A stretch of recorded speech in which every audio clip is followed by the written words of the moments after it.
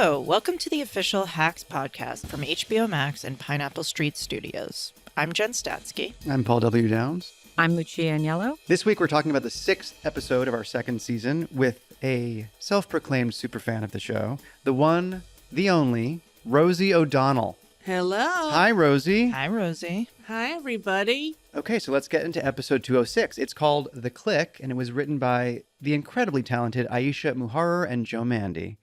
And it was directed by yours truly, me, Paul W. Downs. So, Rosie, it meant so much to me when you reached out about the show, having even seen it, much less connected with it and enjoyed it. And it was really thrilling, honestly, to get a DM from the Rosie ODonnell. I remember when Paul texted us being like, holy shit, Rosie ODonnell DM'd me. She likes the show. It was such like an exciting moment. And so it's so exciting to officially meet you and not just DM with you and talk to you for the first time about it for real today. Listen, I think this is the greatest show on TV right now. I just you. think you've hit My it on the sweet spot, and it's so real. And I don't know if it's because being a comedian and being a woman of that age and seeing yourself in your third act is a jarring reality. You know, this year, myself and my two best friends, we were friends since we're 3. We all turned 60, and they all said it had a tremendous effect on how they look at the world. And I think it's really true that you get to a point where you don't care anymore. You don't care what people think about you. You don't care what, and some people said to me, well, you never cared. No, I cared a little bit. Trust me. I cared a little bit, but now I don't really care. You know what character trait I love about Deborah Vance is how cheap she is. Like trying to talk the guy down when she knew how much money she was going to make on that dresser. And then putting the dresser where it was. What a great freaking idea that is. Whoever was in the writer's room and said that should get a bonus, because that was really fantastic, I thought. Excuse me, is this yours? Yeah. Yes, what are you asking for? I can do 250. Huh, 250. They don't know what they've got. This is worth 20 grand. There's kind of a sizable neck on this side and some scratches here. I kind of have to refinish the whole thing. Would you take 150? Come on. Please? Yeah, okay. Thank you. Sure.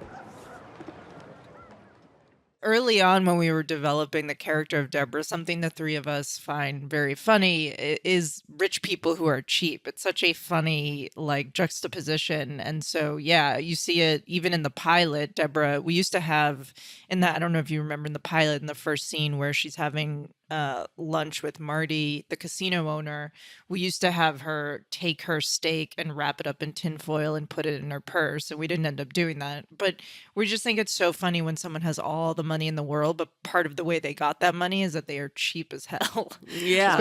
Especially self-made rich people, you know, people who came from agree. being poor. Yeah. And it's just such a little detail that says so much about the character without having to use it as exposition, right?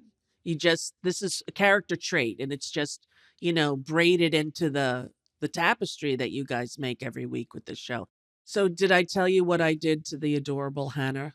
No. I'm watching the first episode and I'm like blown away, and I find her on Twitter and I'm like, listen, you are so good in this fucking show. And this is as good as Showbiz gets. This is like Showbiz on steroids. Don't ever forget, I know you're young. What's happening to you now? It's weird out there. Just hold on to your roots. Come to find out, she's Lorraine Newman's daughter. She doesn't need the showbiz talk from me. What the fuck am I doing? You became a mentor to her. You Deborah'd her, and that's great. I totally did. Yeah, so we didn't know either that Hannah was the daughter of the incredible Lorraine Newman, who is a comedian herself and was a member of the original SNL cast. Hannah came in for a pre-read for our casting directors who had also never met her before, and was completely anonymous to all of us, but really caught our attention because she was so distinct, so unique, and just so different. You know, she loved comedy and loved stand-up and did stand-up, but she's so outside of Showbiz, it seems. It seems like she was really Yes. Yeah. sheltered She was from Well, it. looking that's at why it. when I watched it, I thought she was a kid from Iowa that you found or something, Well, so did we. We saw her in a pre-read and we didn't know who she was, and we were like, she was just natural and just had a different sense of timing. Honestly, it was as Right, if she was right. from another time. Well, that's the thing is her timing is a little different than I think a lot of millennials. She kind of talks a little slower. She has a unique cadence that I don't hear California at all personally. No, I don't hear California We either. almost, when we finally were doing screen tests, and we were like, well, now we have to do a deep dive and background check these people, because you don't want Yeah. Sure. you want to make sure you have people that are nice. And so then we did sort of this deep dive and found out that she was Lorraine Newman's daughter, and we were almost like, I hope this doesn't make it seem like that had any impact, because we had no idea. That wasn't anything Right. that we were aware of. Which I'm sure they both love that part of the story because she earned it on her own, obviously without any of that. But I'm sure Very that's much. something that people say to her all the time, right? Oh, because your mom's Lorraine Newman. Yeah. Well, she's such a natural. She's such a Yeah. natural. And that the scenes at the fair were for her, like where her giddiness of getting to go on the ride. And I mean, as an actor, you look at that and you go, that's a hard thing to play, right? But she does Yeah. it with such enthusiasm and commitment, and it plays every single time. The choices that she makes are not classically traditional, and it makes her so real and so intoxicatingly entertaining. And we can't take any credit for that, but we tried.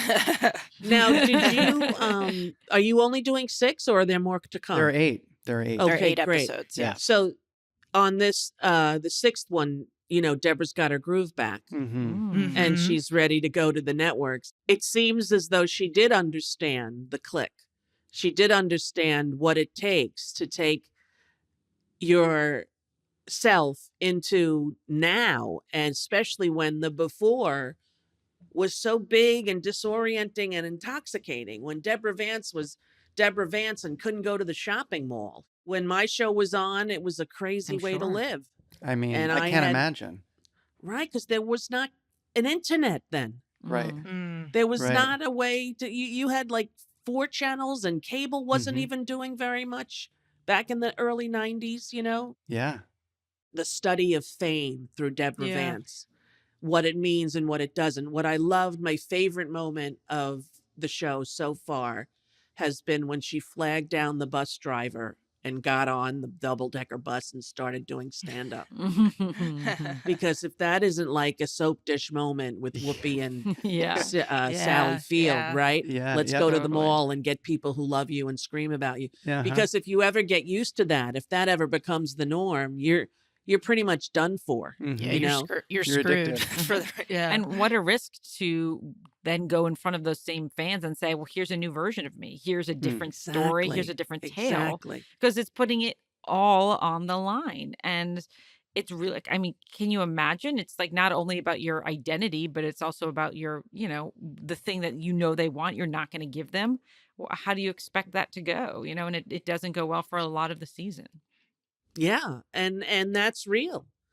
People think that if you were a stand-up comic like me, I stopped doing stand-up in 1996 when my show started because people in the audience were appalled that I was doing what I was doing, which Mm. was an art form rooted in rage Mhm. and anger. Mhm. And, not that I was Sam Kinison by any means, but, I would tell off Woody Allen, and at the time was Mm. as popular as the Kardashians in terms of fame of his Sure. scandal and what he did.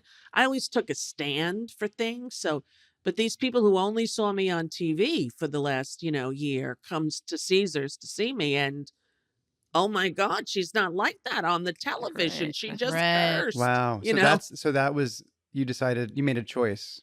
I had to. I finished my contract there. I had 2 more appearances. And then after that, I didn't do it anymore because it was too hard to bridge the gap Mhm. between this persona that Daytime sort of grasped and created and was real as well, to also a stand-up comic night Right. time person, Right. who has been doing that since she was 16. Well, that's the thing. So- I know you started young, and because you come from stand up, I'm curious. Now you got to perform live on your show Yeah. because you had an audience, you got to be funny Yes. live, you got to have the laughter and all of that. But did you miss stand-up? Did you miss doing I it? did. And I miss the camaraderie. I mean, once you get known for something, usually in stand-up, it's something not stand-up-y. There's not a lot of stand-up comics who kind of break the barrier without having Right. another platform. So there's a crippling that happens when that happens because the audience will laugh no matter what you say.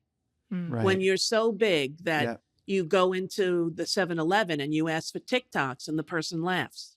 Yeah. And then you start going, wait a second, where's your gauge for what's really funny by normal human interaction that you can no longer have because you're in some sort of stratosphere with Oprah Winfrey Mm-hmm. in people's minds, because we were both daytime talk shows, Right. Right. Yeah. right? And then listen, I've been around her. She's a meteor. She's a once a generation type amalgamation of a human that is sort of unbelievable, right? Well, And so are you. well, honey, I don't think so. I mean, it's in a completely different way. And I don't really relate to it, that, without disparaging anyone, because listen, getting to be in her orbit for the time that I have been so far has been pretty thrilling, you Mm. know? When I think of the people that I've been able to meet as a result of my fame, I think that's an unbelievable gift that I've been given, right? Mhm. To know these champions of you know social justice and entertainment and art and get to mingle in that crowd. I miss the camaraderie that women didn't get to have in stand up because there were so few of us Mm-hmm. Mm. that Right. they would never book us together, or if they did, Right. it would be a big thing like women's comedy night, estrogen night, like they would write that on the board up there in Yeah. They Vegas wrote or the whatever. haha in there. Exactly. Vinny's Haha Palace. But there is a camaraderie of going to the clubs and knowing everybody and hanging out. But once I had Mhm. children, which Yeah. was 26 years ago, that made it hard to leave at night. Right. So I have a question on something you were saying, like in terms of that thing of when you're super famous and so you realize that anything you say will get a laugh. Yeah. Does that ever go away? Like, do you still feel that kind of thing right now? Or No, because just like no one knew Joan Rivers had a late night talk show and was the first woman to break through there. Mhm. Nobody really knows that I was a stand-up comic anymore. They sort of don't Mm. remember that. Some people don't know I was on a TV show. That's And that's but you have crazy. to realize that's 25 years ago. Right. League of Their Own was 30 years ago. Wow. Crazy. So Wow. when I look at an audience in a comedy club, they're in their 20s usually. They're hanging out, drinking a little bit. No idea. Ladies and gentlemen, Rosie ODonnell. And it's like a blank slate. And really am a middle-aged older woman, that's on the stage that I don't come with a set of, oh, remember her? And my friends laugh at me. They go, you just think you're not famous anymore. I go, no, I know it feels different. I have anonymity to walk in the mall with my kid. And unless I talk, people don't know it's me. Wow. And how do you feel about that generally? Do you like that? Do you prefer I it? love it. You do. I prefer it. Yeah. Yes, because you can actually have anonymous encounters with like the cashier, Mm-hmm. because they usually don't or the guy who delivers the Uber Eats. Like sometimes people will go, hey, Yeah. I'm like, it's me. I'm just old. They're like, oh, you look great, Rosie. Here's your package. So people are on. I would say 99% of the people who stop me are kind, but it doesn't happen in the frequency that it used to. And when you've been in the tidal wave, just swimming in the Pacific doesn't seem like it's too bad. Right. Right. Well, Yeah. I bet that's Yeah. partly right. I mean, not to you tell me, but it feels like because you reached a stratosphere where everybody knew you, and I'm sure it was burdensome to have that many It eyes on was you. very heavy, very heavy. And like you say, it was when it was like network TV, one of the few channels everybody knew. I can understand, it makes sense to me why it would feel like a relief. But I wonder if for someone like Deborah, who never really reached your level, but always wanted to Right. have a show, but just was famous enough to get a 3,000 seat theater filled. You know what I mean? Was just famous Right, enough that in right. Vegas people knew her. what it's like for her to be, especially out on the road where people don't know her or who do know her and aren't getting what they want from her. Like what that does to her because she's still thirsty. She never got the tidal wave. Right. To obtain this elusive place is, Hollywood is an illusion. Mm. Mhm. And I had the fantasy too, and it's sold like this, that there were parties that you all were invited to, and it would be Bette Midler and Liza and Barbara Streisand and, Marvin Hamlish would be on the piano and they'd all take turns singing and they'd be passing out hors d'oeuvres and everyone was just like chummy and never happened. It happened, a couple times at Liza Minnelli's house. Yeah. She invited me to her birthdays and it was kind of like that at her house. But there was no kind of, the Judy Garland showbiz, we're all going to be in this together, And I also thought that with fame came a superpower because, this is a story I've told so much that it sounds like a trope, but it's the truth that when my mom got sick, I remember thinking if everyone who loved Johnny Carson sent in $1 million,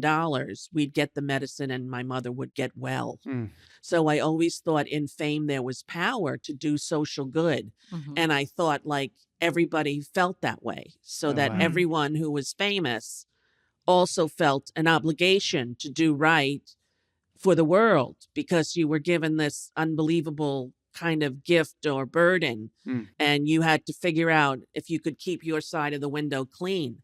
Wow. Right. So the light can get through. Wow. But the more noise, the more fame, the more, and then I kept adopting kids because that's what grounded me. That's what made me realize what matters and what doesn't. And it's what let me or forced me to leave my own show because my mom died when I was in 5th grade. And here I had a first grader and I wanted to be there at his shows. I wanted to be, the one who picked him up every day. I wanted to, and that was a big thing from having been driven for the last 7 years everywhere. I had to go every day to pick him up. And it was a big deal that I was able to do it every day and that I had to get there a half an hour early because I couldn't parallel park. So I had to be the first one in the line.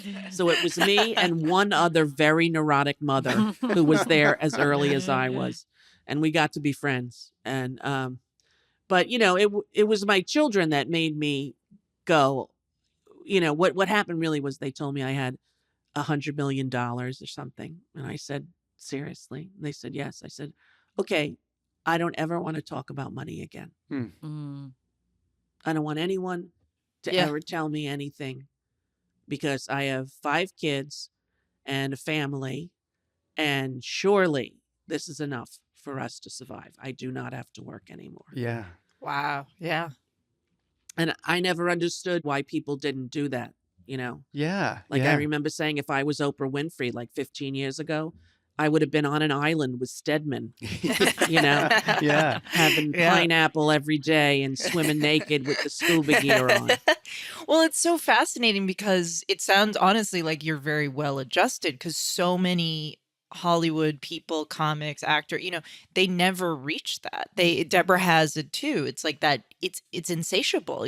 There's always something better that they're reaching for, and so it's kind of fascinating that didn't afflict you in that way, that it affected your life. No, but very few people do what I did at the height of their fame, offering millions and millions to stay, say Yeah. no and walk away. Mhm. Now I went into my suburban house and then we had 4 houses on like 1 acre, Wow. because we were in suburbia and Yeah. one of them was an art studio and I would go in every day and paint for years. And it took me that long to sort of land back on earth because you almost need celebrity detox. Yeah. Like you have to stop asking if the, waitress can get you a special order of Dover sole with, spinach only. Like that flies when you're sitting at a table with famous people, but it doesn't fly in real life, Right. Yeah. Right. I'm curious when you were doing that and you stepped back because you are a comedian and so you have that brain. And even though you were grounded, you had your kids and you were, it sounds like much better adjusted than someone like Deborah Vance. Did you still have Were you like, oh, that's a good joke? Oh, that's good. You know, like, Oh, and totally. what was your outlet for that? Did you write it down? What were you doing No, with I that would stuff? call up other comics who are my friends and say, "Did you see that?" Or when Yeah, this yeah. first came on, I called all my friends who were stand-ups, the women, and said, "You got to watch this fucking show. Oh, thank you. It's Thank you. unbelievable." Thank you. No, because it really is, and especially if you're me. I mean, I feel like I'm looking at myself in some capacity, you know? The trajectory maybe is not the same and the details or the style, but it's pretty tracking of, I mean, I was lucky because of that insatiability that you talk about. When when I was famous, it felt like a tsunami.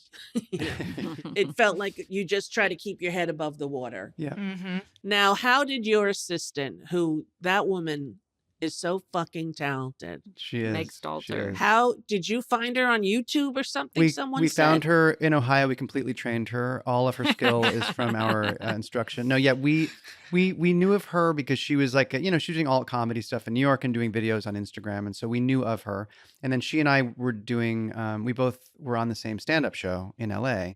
And Meg Stalter, in a lot of the characters that she did, she does this like bumbly, stuttery thing, which was weirdly almost like a sister to this kind of a character. It was someone who was really self-confident, really self-assured, but then would be talking incorrectly, kind of. It was like an interesting dichotomy of really self-assured and also insecure. She's just so funny. But She also really is. the kinds of original characters she plays kind of matches this person that we're writing toward. So she seems to make a lot of sense. And then when I did this live show with her, I think I said to Jen and Lucia, I really hope it's her because the live show is so electric and fun and funny and different and not normal stand up. I mean, she's so improvisational and so she's just a live wire. So we auditioned a bunch of people, but of course, she was perfect for it. Oh, Jesus. Kayla, it's Saturday. You got to start using that calendar I gave you. Oh, no, I know.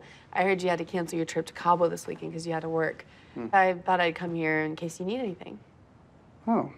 Plus, I feel so bad about your trip that at lunchtime, I'm gonna make you a pina colada. Bring a little island to your brother. Oof, okay. Not an island. Also, be careful with the accent, but that's actually very sweet. Just do me a favor. Could you make it virgin since I'm working? I don't think I can, but I can try. Okay. Thank you. Thanks for coming in. My boss. Gotta love him. It's just, I love when the scenes come to you guys. I love it. I'm like, I wish they would cut away to them more often. It's such a brilliant show, you guys. You should be really proud of Thank you. yourself. Thank you. That people like you, feeling, especially female comedians, really, saying like, I feel like this feels real, or I love Gene in it, or like this resonates with me. Like that, there cannot be, it is impossible to have a higher compliment than that. Because to us, if we're doing something that is a facsimile of this kind of a person, or it feels like a caricature or anything derivative, then forget it, pack it up and go home. It's like it has to connect. No, it's totally fresh. It's fresh. It's new. It's like it opens you to all of your emotions. I mean, I know that it hits me right in the deep red center of the target of my heart. I'm curious because because you did stand up and wrote material, what you felt, because and as Lucia said, it's so gratifying that especially female stand-ups feel like it's real, since we wanted the show to be very grounded and realistic. How you felt about that thing where she finally figures it out on stage, just in a night, just happened to figure it out.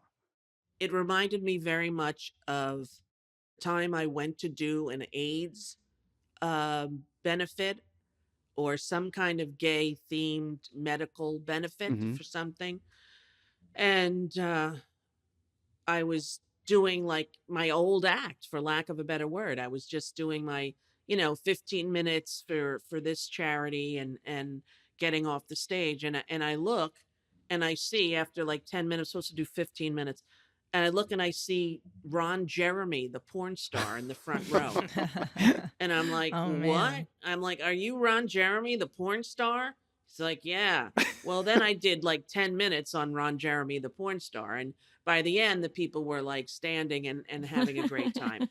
So I walk off stage, and the director, gay woman from England who has all these one person theater shows that she's revered for, she came over to me and she said, I'm going to tell you something right now. Don't ever do an old joke again, because you're only showing them how fast your brain works when you put the new material out. They know you can recite your old shit, but can you still punch? Ooh, You know? that's Wow. I was great. like, that's a good comment. Yeah. And so I knew when she felt safe enough to try to be vulnerable and tell the truth. You know, when I got choked up when she said the thing about her sister, that it hurt me the most in my whole life. Right. Mhm. And the audience was with her through. They didn't have to be joke, joke, joke, joke, joke, joke. They went on the ride with her, and she had them like in her hand. And I thought when I watched it, well, she's right. That is the essence of a special right there. Right. She's got the main thought, the overriding thing the piece is going to be about, which is about her coming to peace with herself and her life and her truths. And that's really all we have as artists. Right. And the more we try to joke our way out of it or paint we just have to sit in it. You have to sit in it and do it. You know, I mean, I have a sister that I was very, very close to, and then money got involved. And it's been years since we've seen each other. And when my older brother had some real heart problems, we saw each other at the hospital briefly. And it's not like we're uncordial to each other, but this is like 20 years of my life that she was just removed, you know? And I remember always thinking too, that's one thing that fame cost me, you know, my sister. Wow. That's Because hard. money fucks up everything. Yeah. And I don't know if Deborah's rich. I don't know what her money situation is, but it seems like she is. She is. I think that's the She's- thing. She doesn't have that tsunami and that tidal wave of acclaim or being universally famous, but she does have money, and that's been for her a real protection. You know, that's why she built this castle for herself, and she has all these possessions. She's obsessed with possessions because they Yeah. can't hurt her. You know, she can own them and collect them and stockpile them, but they can't ever betray her because she owns them. So she has a lot of money, especially from her, you know, her product line and all of that stuff. You know, her That was residency is big, hysterical but- how you set up the pop-up shop for HSN Yeah. show Yeah. outside of she's farm. always working. Yeah. She's always My hawking, God. even when she's on the road. Yeah. So funny. Ladies, why do compression socks always make you look like you're about to be wheeled onto an airplane? They scream, I'm old. You want compression socks that say Paris, not hospice. You want... God damn it, weed! You ruined another take. It's so hot, Deb. We need to turn on the air conditioner. Well, as soon as I get a clean take, you can. And Deborah, you forgot the American flag print. Stupid fucking American flag. Okay. Okay, let's go from Halloween. I really was thinking what role I would want to do, you know. My first thought was someone who was canceled, who was her friend, and she didn't stand up for her. And now, like, I'm working at like the Rainbow Palace, you know, like off the strip, and I'm the MC host, and I drink my way through it, and you know, it's like a horrible thing. Yeah. But every month, I ask to go out to dinner with her, and she finally accepts because she feels bad for me. And you know, I'm just canceled. Yeah. Okay, Yeah. excellent pitch. Excellent. My character. other idea is that I am the blackjack dealer's adoptive mother. And I play poker in all the championships, and I'm a real gambler, and she has to watch her way with me because I'm always there trying to get money from her, and you know, kind of like a sloppy drunk at the table. I like that. You too. as a competitive poker player is really funny. It is really funny. That's I know. That hilarious. could be so funny, Oh right? And my then I God. get drunk one night, and she brings me up to Deborah's room, and Deborah and I end up having a deep talk about something, you know. She about tries to weird set you things. straight, and then you've. Okay, we love it. Yeah, I love them all. I also am really connecting to the mother-daughter-ish themes that are in there, I think, because, that's a story that is always the one I tell. Oh, the worst thing that happened to me, right? You lose Yeah. your mother at 10. But you're always looking then for mothers Mm. and at mother-daughter relationships. And you try to think, what would yours be like? And you wish that it would be like, the Bravermans, on Mhm. Parenthood. Mm-hmm. But the reality is, most of the adult women I'm friends with who are my age, they have contentious relationships with their moms, Mm. and they're, trying to figure it out. And so to have a show where both sets of lead women have trouble with their moms, I think was a brilliant way to do it. And then to see them at the end, like both their heads together, drinking Mhm. a drink or whatever, to see them both kind of being intimate with each other in maternal ways. Yeah, we wanted to explore this idea of also, Ava struggling to connect with her mom and them dealing with the tragedy of her dad passing away suddenly, but also the intersection of when, your parent or family member kind of is trying to understand what you do comedy wise and entertainment, because that can be kind of a weird thing for someone who's outside of it to grasp. I'm curious, Rosie, like, what was your experience with your family watching your stand up or being involved in it, or how did they react to what you were doing? Yeah, it's funny. My dad was not really I'll come to see your show tonight at the club, honey. I think maybe he came to the show once. I don't really remember that much, but it was more like everyone in my world. The first night I did stand up, it was because this boy in my grade, his 10-year older brother, owned a nightclub in our town.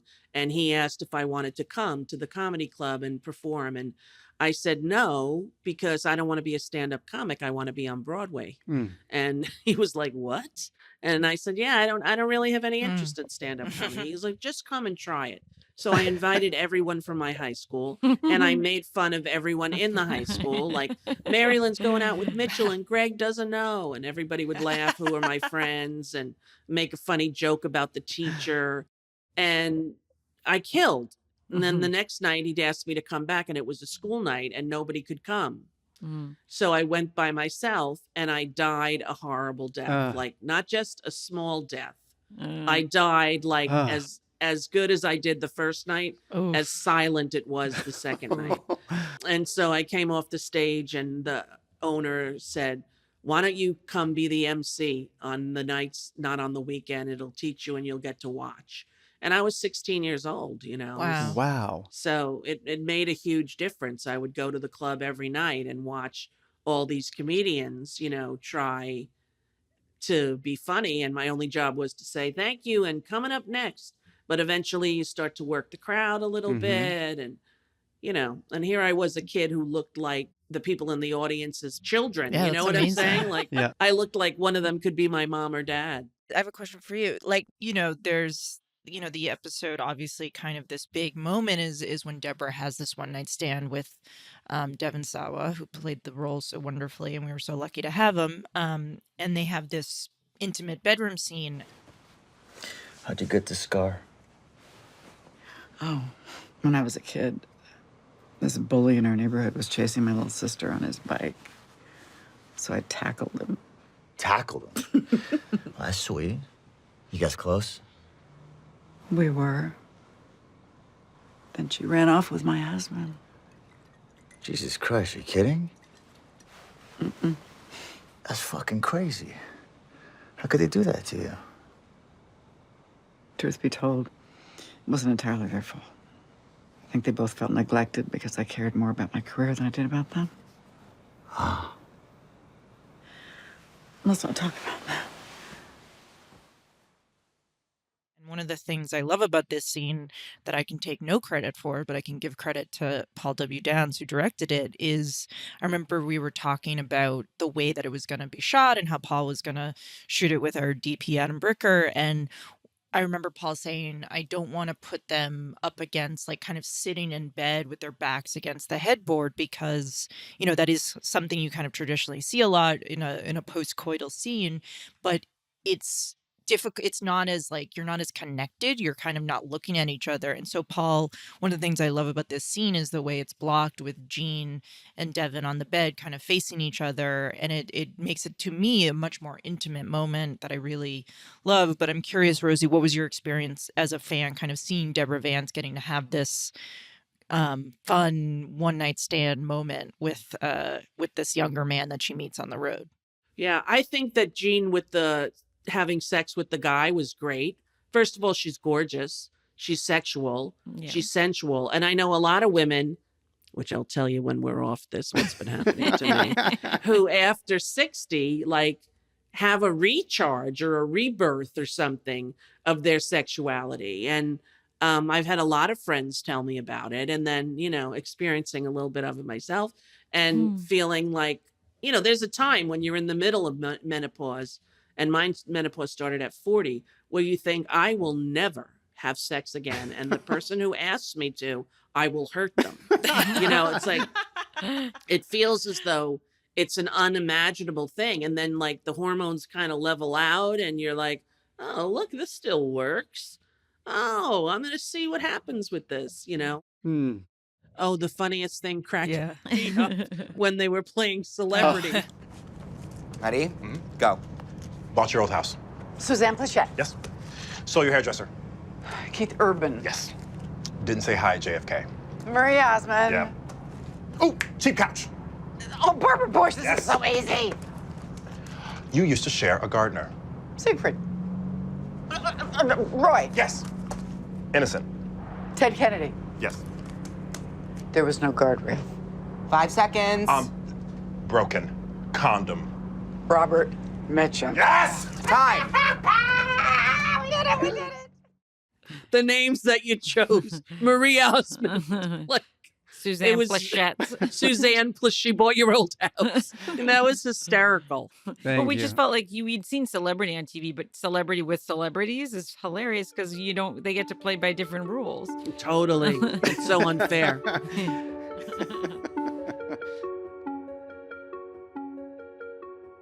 You guys are fantastic, and your show is the goddamn bomb. Thank you. Truly, I am so happy to have met you, Rosie. Really, really, Thank really. you, Paul. Right. I feel like I know you guys. Well, I'm sure a lot of people say that to you, but we do feel like we know you. Let's have a game night. Let's hang out. I would totally. truly would. I want to be your friend. I would like to be your friend. Yes, let's be friends. Not to be weird. 100%. Okay, let's do Not that weird thing at that you all. talked about. Hors d'oeuvres, hanging out, like laughing, Judy Garland party. But let's just do it with us.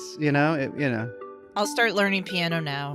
Okay, We'll do it. I'll buy one. I'll buy Okay. one. Okay, great.